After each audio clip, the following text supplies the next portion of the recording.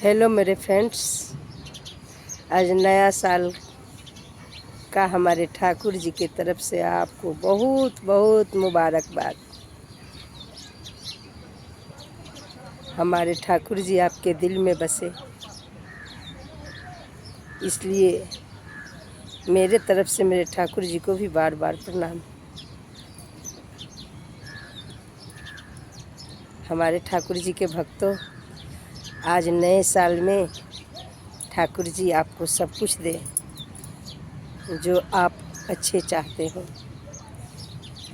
जो आपकी अच्छे की कामना जितना हो ठाकुर जी आपको दें, और जो बुरे की कामना हो उसको नष्ट करें। आपको आध्यात्मिक काम क्रोध लोभ को भी नष्ट करें, और आपके हृदय में हमारे ठाकुर जी बस जाए। संतों ने ठाकुर जी को तो विभिन्न विभिन्न प्रकार से गाया है, उपमा दिया है। हमारे बाबा तुलसीदास जी ने बहुत प्रकार से उपमा दिया है। जैसे कपास की उपमा दी है ठाकुर जी ने, तुलसीदास जी ने, कि कपास तो उजला होता ही है, लेकिन उजला होने के साथ साथ उस कपास के रुई से धागे बना के कपड़े बनते हैं, और वो भी कपड़े यदि फट जाते हैं तो उस कपास के धागे से उसको सील कर मजबूत पहनने लायक हो जाता है। बाबा तुलसीदास जी कहते हैं, वही संत जन और भक्त का भी हृदय वैसा ही होता है।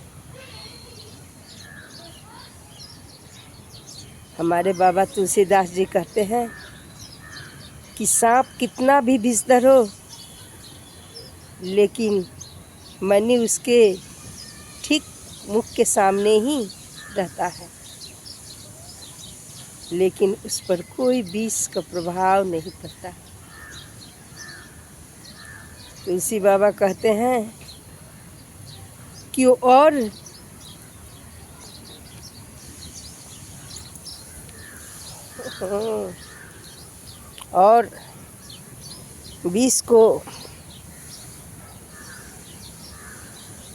विष तो अंधियारा को मिटाने वाला हो जाता है, वो उजाला करता है। वही हमारे बाबा तुलसीदास जी कहते हैं कि संत के चित्त भी वैसा ही होता है कि वो भले अपने मर मिटे, लेकिन अपने भक्त जनों की या कुसंगत करने वाले नर को भी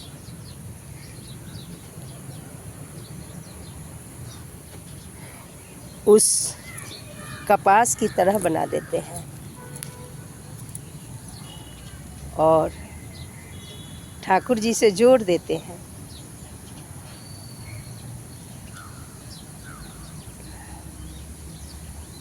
वैसे हमारे तुलसीदास जी बाबा को बारंबार प्रणाम, हजार बार प्रणाम, सैकड़ों बार प्रणाम, लाख बार प्रणाम, करोड़ बार प्रणाम।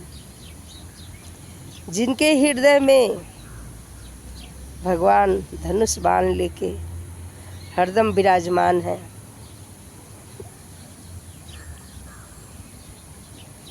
हमारे तुलसी बाबा ने एक एक तथ्य को इतना अच्छा से संवारा है और समझाया है कि संतों के संग करो या भक्तों के संग करो, कथा सुनाने वाला का संग करो या कथा सुनने वाला बनो, दोनों ही निर्मल है और लाभदायी है।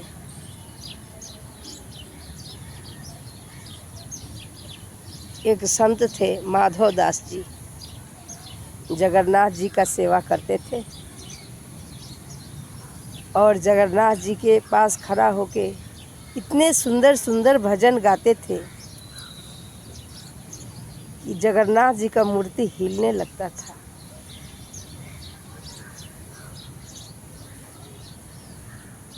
ऐसा जो वहाँ के कोई पुजारी देख लिया, अब तो उनका सम्मान इतना बढ़ गया कि ठाकुर जी तो माधव दास बाबा के सामने झूमते हैं।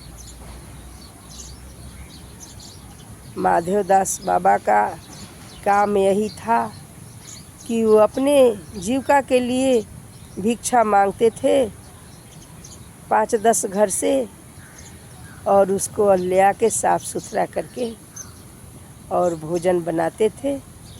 पहले अपने ठाकुर जी को भोग लगाते थे, फिर वो खाते थे।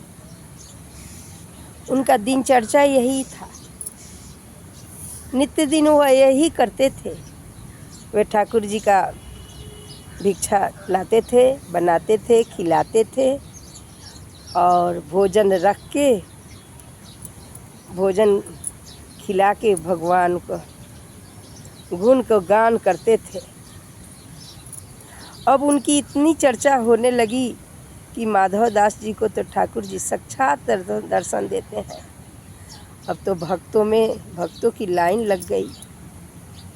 अब जिनके घर वो भिक्षा मांगने जाते थे, वो भिक्षा नहीं, उनको सुंदर सुंदर खाना पकवान बना के रखते थे और माधव दास जी को अर्पण करते थे, दे देते थे। और माधव दास जी सोचने लगे, ये तो गड़बड़ हो गया, अब तो लोग देंगे, अब मैं ठाकुर जी को भोग लगाऊं, ये तो मेरी समझ के पहले की बात है। उसने जिन जिन घरों से पहले भिक्षा लिया करते थे, उस घर को छोड़ दिया और खोजने लगे कि यदि कोई दूसरा ऐसा घर मिले जहाँ मैं भिक्षा मांगूं और ले आऊं और लेके ठाकुर जी का भोग लगाऊं, हमारे हाथ के भोजन पाके ठाकुर जी प्रसन्न होंगे। पसंद तो सबसे है, ऊपर संचितानंदमय भगवान सच्चिदानंद, वो तो प्रसन्न मुख है। लेकिन जब तक भक्तों के मन में प्रसन्नता नहीं होती ना, तब तक उसके ठाकुर जी उनके नहीं होते। जब वो चाहेंगे तभी उनके भक्त प्रसन्न रहेंगे। माधव दास जी नित्य यही अब खोजने लगे, ढूंढते ढूंढते गए तो देखे कि एक बुढ़िया बहुत झगड़ा कर रही थी। माधव दास जी का नाम बहुत हो गया था। अब बुढ़िया जैसे माधव दास जी को देखी, झगड़ा छोड़ के उनको प्रणाम की, तो बुढ़िया बोली कि बाबा कहाँ जा रहे हो? बाबा बोले कि मैं आप ही के घर आई हूँ बुढ़िया माई, हमें कुछ भिक्षा दे दो। बुढ़िया माई बोली चलो देती हूँ। माधव दास जी को बैठा दिया और जो उनके घर में अन्न थे उसे भोजन बनाया और माधव दास जी को दिया। माधव दास जी ठाकुर जी को भोग लगाए, भोजन किए और 2-3 दिन ऐसे ही बीता। लेकिन बुढ़िया तो बहुत गुस्सैल थी। जब तीसरा दिन जब माधव दास जी उनके दरवाजे पर पहुँचे और बोले भिक्षाम देही। अब बुढ़िया सुबह सुबह का बेरा था, पोछा कर रही थी अपने घर का, पोछा उठाई और माधव दास जी को एक पोछा लगाया। माधव दास जी पोछा ले लिए और बहुत खुश हुए और बोले वाह ठाकुर जी, आज भिक्षा में यही मिला है। गए पोछा रख लिए और गए और उसको पोछा को खूब साफ़ सुथरा किया और उसको सुखाकर उसका बाती बनाया। और जब भी ठाकुर जी के यहाँ भजन करते, आरती करते, तो उस बाती को ले जाते और उसी से ठाकुर जी का आरती करते। देखिए संत का स्वभाव भी वैसा होता है। हम संत नहीं न हैं, हम तो नर हैं ना। थोड़े बातों में एरिझ जाते हैं और थोड़े बातों में खींच जाते हैं और दूसरा का क्या कल्याण करे कि अपना ही कुछ नहीं होता। तो माधव दास जी इसी तरह भजन करते रहे। बोलिए माधव दास जी की जय। तुलसी बाबा कहते हैं कि जितने भी हैं, दुष्ट हो, दानव हो, राक्षस हो, देव हो, धनुज हो, नाग हो, पितर हो, सुन लो ठाकुर जी ऐसा कोई हितकारी नहीं है। वो इतने हितकारी हैं कि दुश्मन को भी तारते हैं और अपने भक्त को भी तारते हैं। ऐसे ठाकुर जी को मैं बार बार नमस्कार करती हूँ, बार बार चरणों में करती हूँ। यो जी प्रभु मोहे दिल में न राख्यो, ओ जी प्रभु मुझे दिल में न रखो, मोहे चरणों में राखो, हो गिरधारी हमें चरणों में राखो, हे धनुषधारी।